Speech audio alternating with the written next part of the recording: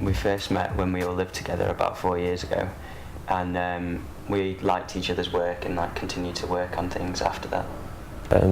Each of us, three of us were doing graphics and one doing illustration.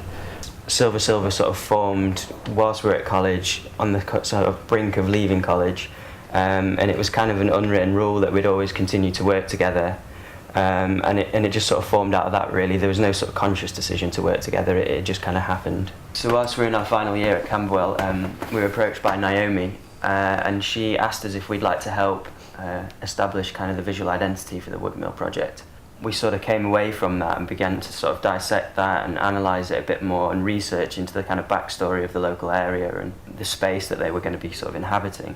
And the idea of using the address kind of developed to kind of unify the site and what it meant. The building holds a lot of sort of history, and the functions of what the building has had in the past has sort of left its mark, and these marks have come through on signage, and the sort of use of these signage was to sort of tell people what to do and how to do it, and we were quite interested in that aspect of the communication of the building.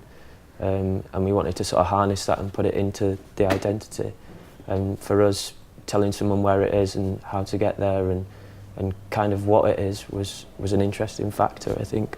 We've probably been the worst clients in the world at times, just not really having the right budgets or the right lead-in, I think, is the biggest thing, as we've managed to plan further in advance, but we were just literally kind of, although we knew we were going to get the building, it might never happen. So once we were here, it was just plunged in and having to create this programme and these events and all these things in basically no time. The first sort of major piece of print work that we did was the piece for Elena. So this was the catalogue basically, for the exhibition. There were a number of images that we wanted to show of her work in progress, because she was here doing a residency for 2 months leading up to the exhibition, and then she had the first solo show here. Whilst sort of Elena was going through all her research with us and just talking over her approach and things, she kind of brought out these die-line prints, and it's a process which is used to reproduce big architectural drawings.